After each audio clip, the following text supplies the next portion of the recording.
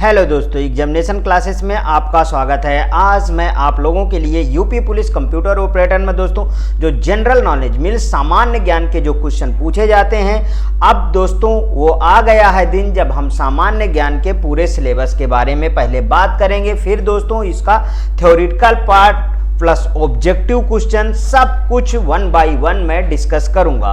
दोस्तों कहां से कितने क्वेश्चन पूछे गए हैं और किस चैप्टर को कितना तैयार करना है, किस बुक का सहारा लेना है, कहां से कितना मैटर पढ़ना है, ये सब चीजें दोस्तों आगे 1 बाय 1 डिस्कस करेंगे। और इसके थ्योरेटिकल पार्ट पहले मैं स्टार्ट करूंगा, उसके बाद उसके ऑब्जेक्टिव लाऊंगा। एक एक चैप्टर वाइज हम इसको दोस्तों कवर करते चलेंगे। देखिए तो चलिए आइए दोस्तों पहले देखते हैं जनरल नॉलेज में जो सिलेबस है आपके यूपी पुलिस कंप्यूटर ऑपरेटर का, उसके बारे में बात करेंगे। यहां पे देख लीजिए दोस्तों, सामान्य विज्ञान, भारत का इतिहास, भारतीय संविधान, भारतीय अर्थव्यवस्था। दोस्तों इसमें देखिए ऐसे लिखा हुआ है भारत का इतिहास, इतिहास में जितना पोर्शन कहीं से भी पूछ सकता है, भारतीय संविधान कहीं से भी पूछ सकता है, भारतीय अर्थव्यवस्था एवं संस्कृति इतना लिख दिया दोस्तों, इसके अंदर कहीं से भी क्वेश्चन पूछ सकता है। भारतीय कृषि, कृषि से संबंधित कहीं भी क्वेश्चन पूछ सकता है। वाणिज्य एवं व्यापार से संबंधित कहीं भी क्वेश्चन, जनसंख्या, पर्यावरण एवं नगरीकरण, भारत का भूगोल देखिए दोस्तों, भारत का भूगोल तथा विश्व के भूगोल से भी क्वेश्चन आएंगे। और प्राकृतिक संसाधन, उत्तर प्रदेश की शिक्षा संस्कृति, सामाजिक प्रथाओं के संबंध में विशिष्ट जानकारी, उत्तर प्रदेश में राजस्व, पुलिस व सामान्य प्रशासनिक व्यवस्था, मानवाधिकार, आंतरिक सुरक्षा, आतंकवाद, भारत और उसके पड़ोसी देशों के बीच संबंध कैसे हैं, राष्ट्रीय तथा अंतर्राष्ट्रीय महत्व के समसामयिक विषय। मीन्स दोस्तों करंट भी आपको पढ़ना पड़ेगा, ध्यान लीजिए, करंट के क्वेश्चन भी पढ़ना पड़ेगा। राष्ट्रीय तथा अंतरराष्ट्रीय संगठन, विमुद्रीकरण और उनका प्रभाव, साइबर क्राइम, ठीक है दोस्तों, वस्तु एवं सेवा कर, पुरस्कार और सम्मान, देश, राजधानी, मुद्राएं, महत्वपूर्ण दिवस, अनुसंधान एवं खोज, पुस्तक और उसके लेखक, सोशल मीडिया, कम्युनिकेशन। दोस्तों ये रहा आपका पूरा सिलेबस। अब समझिए, देखिए दोस्तों कहां से कितना पढ़ना है, जो सिर्फ आपके पेपर में फोकस करे, सिर्फ उतने पे फोकस करना है। तो उस अकॉर्डिंग दोस्तों मुझे क्या क्या पढ़ाना है, कहां से किस बुक से पढ़ाना है, वो मैं धीरे धीरे लाता रहूंगा, आपको समझाता रहूंगा। बस एक ही रिक्वेस्ट है दोस्तों कि जो भी मैं पढ़ाऊं उसको आप ध्यान से पढ़िए और उसके बाद कमेंट में बताइए कि जैसे अभी तक हमारे चैनल पे कंप्यूटर ऑपरेटर बहुत अच्छी तरीके से चला दोस्तों और चलता रहेगा आगे।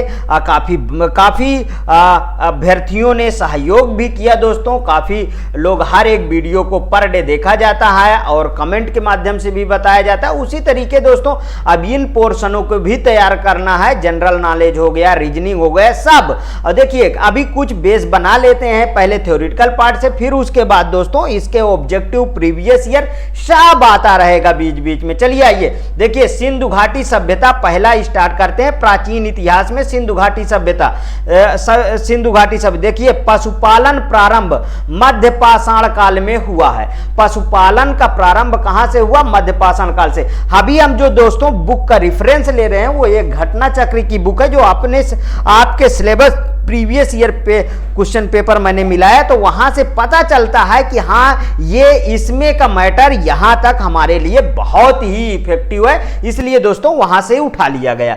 यहां पे देखिए, इसलिए इस बुक का भी मैं रेफरेंस बता दिया हूं, ऊपर आपके थंबनेल में लगा हुआ है, ठीक है। पशुपालन का प्रारंभ कहां से मिला, मध्य पाषाण काल, समझते रहिएगा। यहां पे देखिए कितने अच्छे पॉइंट, कितने सटीक लिखे हैं। पशुपालन के साक्ष्य भारत में आदमगढ़ होशंगाबाद मध्य प्रदेश में था दोस्तों, ठीक है। बागोर भीलवाड़ा राजस्थान में, बागोर कहां पे है, भीलवाड़ा राजस्थान में से प्राप्त हुए हैं। मींस कि पशुपालन के साक्ष्य कहां से प्राप्त हुए हैं, आदमगढ़ और बागोर, इसको होशंगाबाद आप बोल सकते हैं और भीलवाड़ा बोल सकते हैं, ठीक है दोस्तों।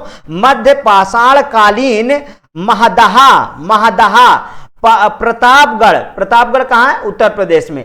हड्डी एवं सींग निर्मित, यहां पे देखिए फोकस करिए, जो जो कठिन शब्द है, हड्डी और सींग निर्मित उपकरण प्राप्त हुए हैं। दोस्तों किसमें कितना समय देना है कि जल्द से जल्द आपका सिलेबस मैं इसमें कंप्लीट कर सकूं। यहां पे देखिए, भारत में मानव का सर्वप्रथम साक्ष्य कहां से मिला? मध्य प्रदेश के पश्चिमी नर्मदा क्षेत्र, मतलब नर्मदा नदी के किनारे। समझ में आया?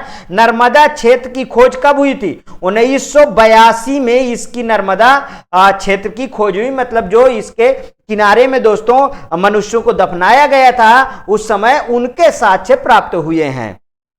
मानव कंकाल के साथ कुत्ते का कंकाल कहां से मिला है? बुर्जहोम, जम्मू कश्मीर। देखिए दोस्तों, पहले क्या हुआ करता था कि मानव के साथ जो है कुत्ते, बिल्ली, इन सबको दफनाया जाता है।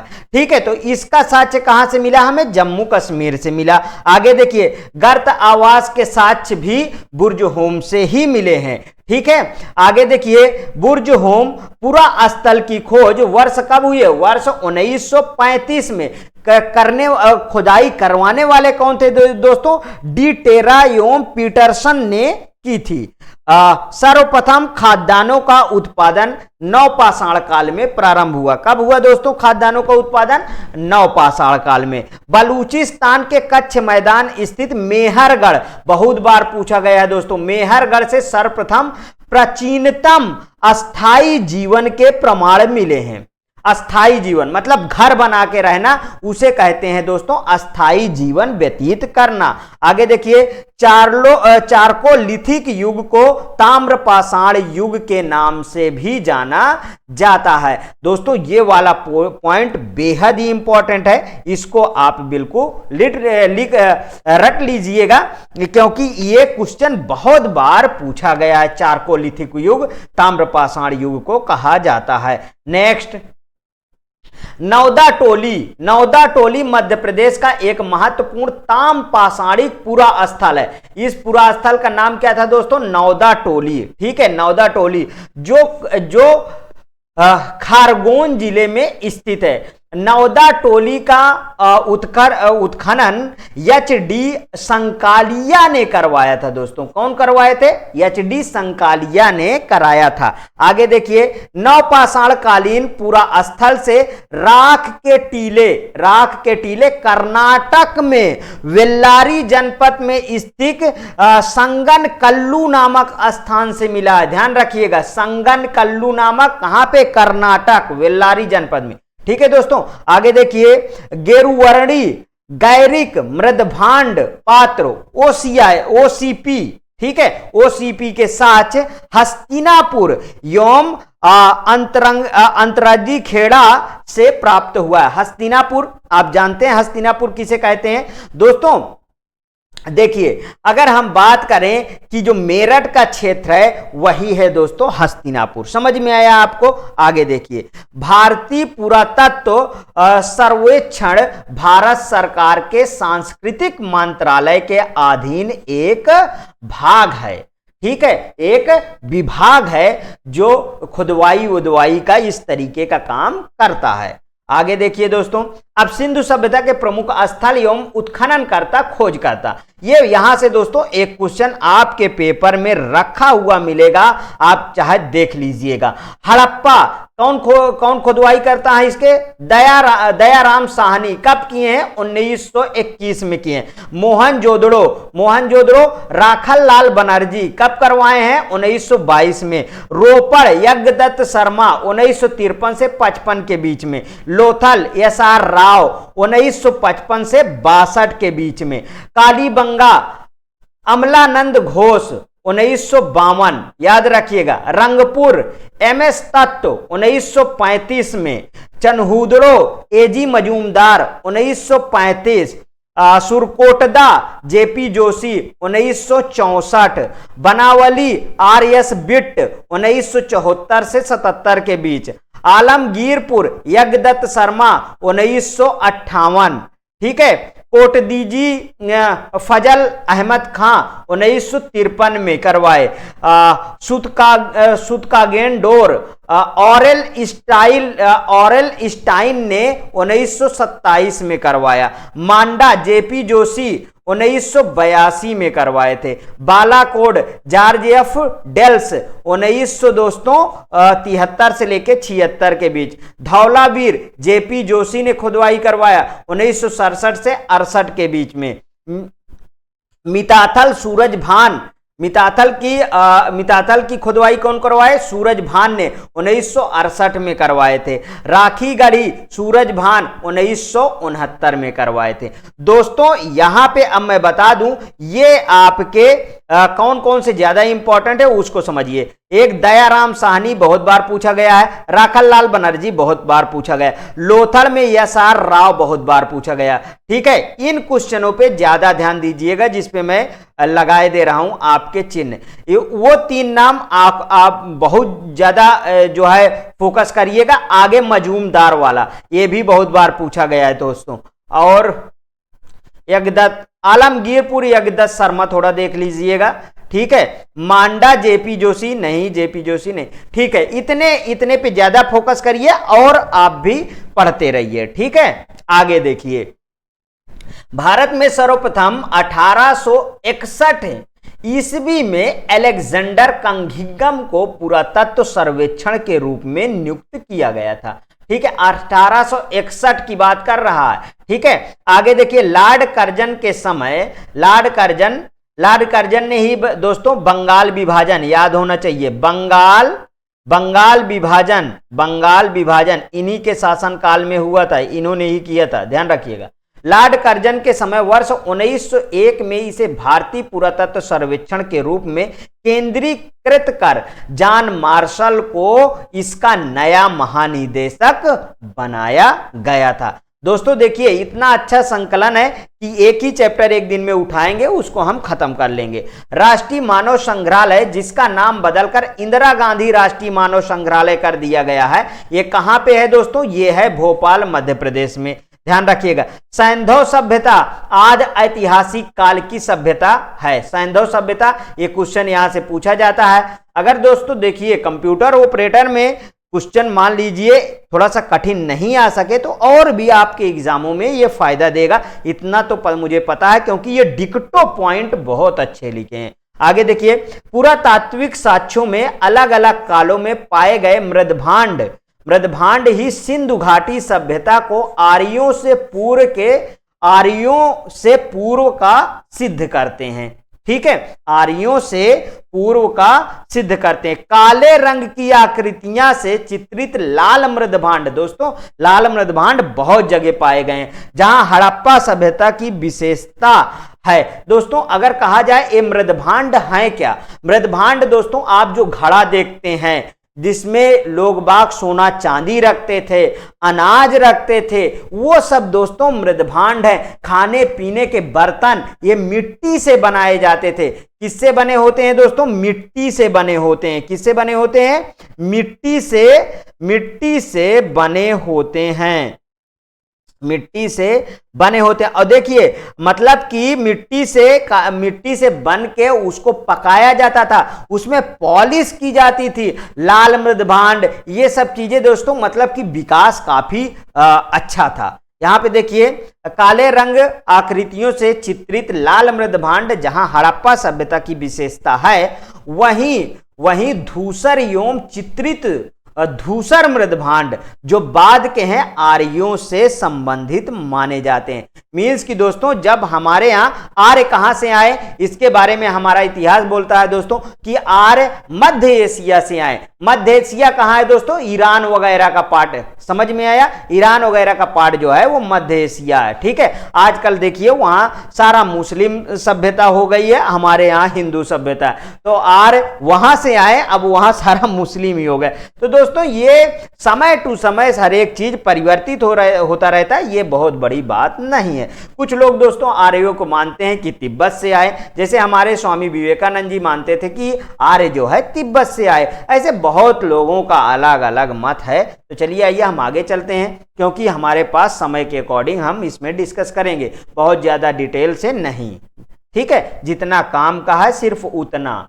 हड़प्पा कालीन नदियों के किनारे बसे नगर। दोस्तों यहां से एक क्वेश्चन बनता है, ठीक है। इस तरीके से जहां जहां से देखिए क्वेश्चन बनते हैं वहां मैं बता दूंगा। नगर और नदी सागर, जैसे हड़प्पा किस नदी के किनारे बसा है? बसा था, है नहीं, रावी नदी। मोहनजोदाड़ो सिंधु नदी। रोपड़ सतलज नदी। कालीबंगा घग्घर नदी। कालीबंगा किस नदी? घग्घर नदी। लोथल भोगवा नदी। सुतकोंगेंडोर दास्क नदी। कौन सा? दास्क नदी। देखिए नदी या सागर दोनों है, तो दास्क नदी या सागर के तट पे बसा हुआ था। आगे देखिए सोतका को सादी कौर, ठीक है, सादी कौर के किनारे। आलमगीरपुर हिंडन नदी के किनारे। रंगपुर भादर कोटदीजी सिंधु नदी के किनारे। कुड़ाल सरस्वती नदी के। अब सरस्वती आप यहां ना समझ लीजिएगा गंगा यमुना सरस्वती इलाहाबाद प्रयागराज, नहीं दोस्तों, सरस्वती नदी राजस्थान में भी है, ध्यान रखिएगा, राजस्थान, ठीक है।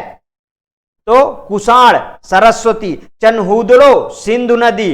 बनावली सरस्वती। मांडा चिनाब नदी। मांडा बहुत बार पूछा गया, चिनाब नदी। भगवानपुरा सरस्वती नदी। दैमाबाद प्रवरा नदी। दैमाबाद प्रवरा नदी। आमरी सिंधु नदी और राखीगढ़ी घग्घर नदी। ये सब दोस्तों बहुत ही इंपॉर्टेंट है, ठीक। आगे देखिए सिंधु घाटी सभ्यता नगरीय थी। बिल्कुल दोस्तों, सिंधु घाटी सभ्यता कैसी थी? नगरीय थी, जबकि वैदिक सभ्यता ग्रामीण थी। पुरातात्विक खुदाई हड़प्पा संस्कृति की जानकारी के प्रमुख स्रोत है। पुरातात्विक जो देखिए दोस्तों, दो तीन तरीके से हमारे साक्ष्य मिलते हैं, उन्हीं के आधार पे हम विश्वास करते हैं कि इस काल में ऐसा रहा होगा। या तो लिखित प्रमाण कहीं मिलता नहीं हड़प्पा वगैरह का, जो खुदाई हुई है उसमें से जो जिस तरीके के बर्तन आभूषण मूर्तियां ये सब मिली हैं उसके अकॉर्डिंग हम मानते हैं कि जो है ये हड़प्पा काल के थे उस समय। इस तरीके हम लोग डिसाइड करते हैं। कार्बन डेटिंग 40 ध्यान रखिएगा, उसके अकॉर्डिंग हड़प्पा वासियों को तांबा, कांसा, स्वर्ण और चांदी की जानकारी थी। देखिए ये बहुत ही यहां से ये इंपॉर्टेंट है। इसमें देखिए सोना नहीं है, लोहा नहीं है, तो बहुत बार पूछा गया है लोहा, कि लोहा हड़प्पा वासियों के समय में इनको जानकारी थी, हड़प्पा वासियों को नहीं थी, तो बोलिएगा नहीं, ठीक है, समझिएगा, ठीक। सोना इसमें है, कांसा है, चांदी है, ठीक है, लेकिन लोहा नहीं था, ध्यान रखिएगा। प्रारंभिक हड़प्पा सभ्यता में पैर से चलित चाक का प्रयोग किया जाता था। पैर से चालित चाक का प्रयोग किया जाता था, ठीक है। और परिपक्व हड़प्पा के दौर में हाथ से चालित चाकों का प्रयोग किया जाने लगा था। ध्यान आया? किससे? हाथ से चालित चाकों का प्रयोग किया जाने लगा था, ध्यान रखिएगा। आगे देखिए, मूर्ति पूजा का प्रारंभ पूर्व आर्य काल से माना जाता है। मूर्ति पूजा कब से माना जाता है दोस्तों? पूर्व आर्य काल से। हड़प्पा संस्कृति की मोहरों एवं टेराकोटा कलाकृतियों में गाय का चित्रण नहीं मिलता, जबकि हाथी, गैंडा, बाघ, हिरण, भेड़ा आदि का अंकन मिलता है। तो अब आपको यह समझ में आया कि हड़प्पा संस्कृति के मोहरों में गाय का साक्ष्य मिला है, चित्र मिला है कि नहीं मिला, तो आप बोलेंगे नहीं मिला है। ध्यान रखिएगा, इस तरीके क्वेश्चन दोस्तों बनते हैं। हड़प्पा सभ्यता के स्थलों में से खंभात की खाड़ी के निकट स्थित लोथल से गोदीबाड़ा के साक्ष्य मिले हैं, ध्यान रखिएगा। नेक्स्ट, राजस्थान के हनुमानगढ़ जिले में घग्घर नदी के किनारे स्थित कालीबंगा से जूते हुए खेत के साक्ष्य मिले हैं। क्या मिले हैं दोस्तों? जूते हुए खेत के साक्ष्य मिले हैं राजस्थान के हनुमानगढ़ जिले से। तो अब क्वेश्चन पूछा जाएगा कि जूते हुए खेत के साक्ष्य कहां मिले हैं, तो आप बोलिएगा राजस्थान में मिले। अगर कालीबंगा है तो कालीबंगा लगाइएगा, ठीक है। गुजरात के धौलावीरा से हड़प्पा लिपि के बड़े आकार के 10 चिन्हों वाला एक शिलालेख मिला है। कितना दोस्तों 10 चिन्हों वाला एक शिलालेख मिला है। आगे देखिए, हरियाणा के फतेहाबाद जिले में स्थित बनावली से पकी मिट्टी की बनी हुई हल्की प्रतिकृति मिली है, हल्की प्रतिकृति मिली है। आगे देखिए, सैंधव सभ्यता के महान स्नानागार के साक्ष्य मोहनजोदड़ो से प्राप्त हुए हैं। सैंधव सभ्यता के महान स्नानागार के साक्ष्य मोहनजोदड़ो से प्राप्त हुए हैं। सैंधव सभ्यता कब थी दोस्तों? कांस्य युगीन इसे सभ्यता बोला जाता है, कांस्य युगीन सभ्यता थी तथा यहाँ के लोग लोहे से परिचित थे। अगर अब समझ में आया कि सैंधव सभ्यता कांस्य युगीन सभ्यता जिसे कहा जाता है, वहां के लोग लोहे से परिचित थे। आगे देखिए, राखी गढ़ी हरियाणा के हिसार जिले में घग्घर नदी पर स्थित है। कहां पे है दोस्तों? हरियाणा के हिसार जिले में घग्घर नदी पर स्थित है। आगे देखिए, राखी गढ़ी स्थल की खोज वर्ष 1969 में सूरज भान ने की थी। राखी गढ़ी स्थल की खोज कौन किया था? वर्ष 1969 में सूरज भान ने किया था। मोहनजोदड़ो तथा चौहूदड़ो दोनों सिंध प्रांत में तथा सुरकोटदा गुजरात में स्थित है। सुरकोटदा कहां पे है? गुजरात में स्थित है। रंगपुर गुजरात के कठियावाड़ प्रायद्वीप में भादर नदी के पास स्थित है। आगे देखिए, रंगपुर गुजरात के सौराष्ट्र क्षेत्र में है। रंगपुर में धान की भूसी के ढेर मिले हैं। तो पूछा जाएगा धान की भूसी के ढेर कहां से मिले हैं, तो आप बोलिएगा रंगपुर से। अगर ऐसे पूछेगा, स्टेट पूछेगा, तो गुजरात, ध्यान रखिएगा।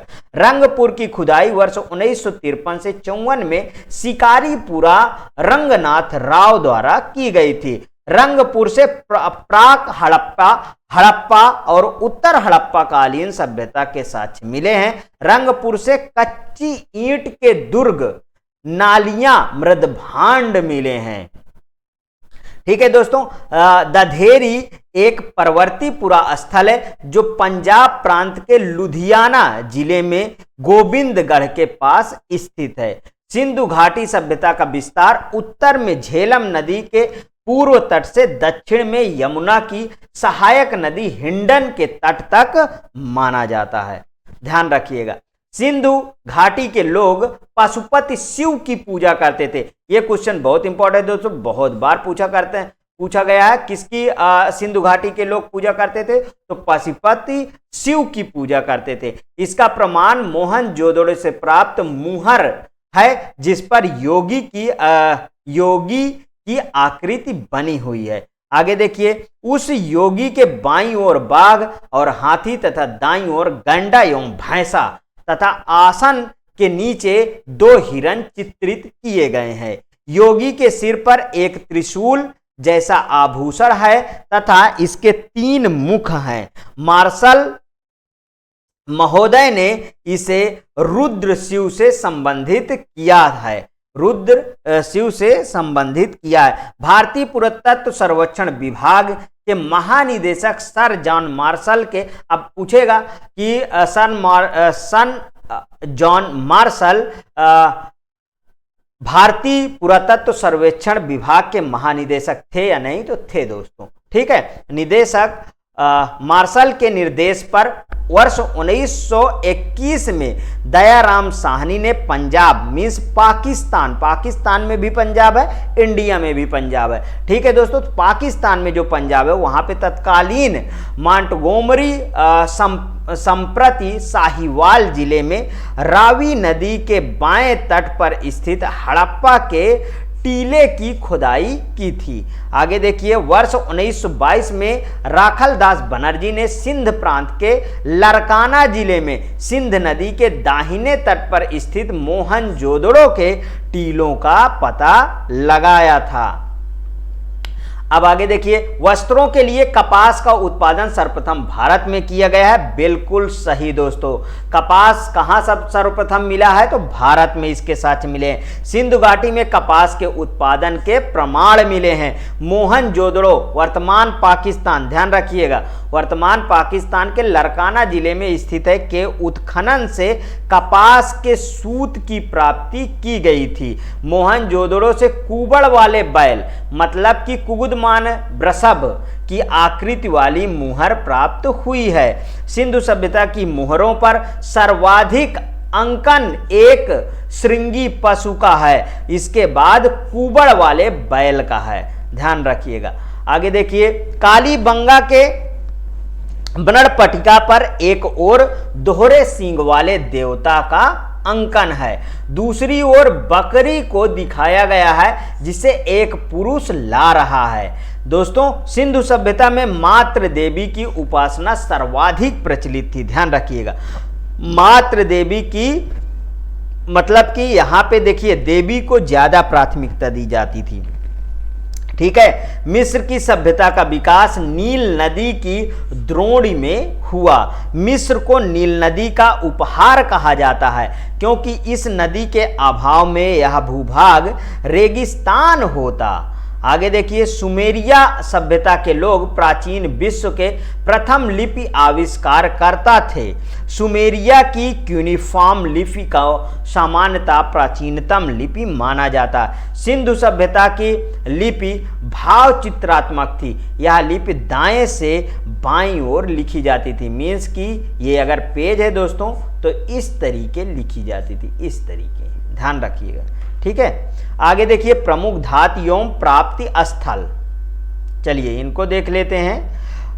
तांबा, खेतड़ी, बलूचिस्तान एवं ओमान, ये इस तरीके दोस्तों जब मैं डिस्कस करूंगा इस तरीके के चार्ट में तो समझ लीजिए बेहद इंपॉर्टेंट है, ठीक है। तांबा, खेतड़ी, बलूचिस्तान एवं ओमान में। लाजवर्द, बदखसा कहाँ पे है? अफगानिस्तान में। टिन कच्चा माल स्थल कहां से प्राप्त? प्रमुख धातु एवं प्राप्त का स्थल ईरान, अफगानिस्तान। चांदी राजस्थान के जावर एवं अजमेर खानों से, अफगानिस्तान एवं ईरान, ठीक है। सीसा, ईरान, अफगानिस्तान, अजमेर राजस्थान। शिलाजीत हिमालय से प्राप्त, आज भी होता है। गोमेद गुजरात, ठीक है दोस्तों। ये रहा दोस्तों आज का आपका जीके का पहला चैप्टर आज समाप्त होता है। सिंधु घाटी की सभ्यता हमने समाप्त कर लिया। इसके बाद दोस्तों हम जो है वैदिक संस्कृति के बारे में डिस्कस करेंगे। दोस्तों बता दूं कि हड़प्पा कालीन जो संस्कृति थी दोस्तों, वो ग्रिड पद्धति के बारे में ग्रिड पद्धति का चयन करती थी। मतलब उसके घर जो है दोस्तों ऐसे ऐसे बने थे।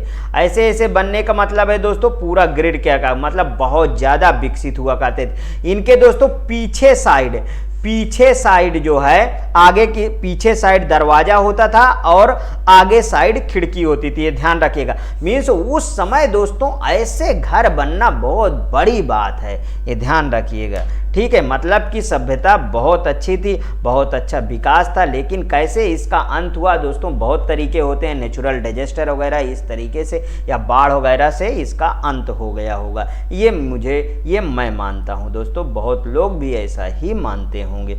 ओके दोस्तों, यदि आपको पसंद आए तो प्लीज़ और प्लीज़ दोस्तों मेरे एग्जामिनेशन चैनल को आप सब्सक्राइब कर लीजिए, मेरा वीडियो लाइक करिए, ज़्यादा से ज़्यादा दोस्तों में शेयर करिए। हाँ, हर एक वीडियो में आप अपना कमेंट दीजिए जिससे मैं आगे दोस्तों आपको पर डे एक वीडियो इसमें भी दे सकूं। ओके दोस्तों, थैंक यू।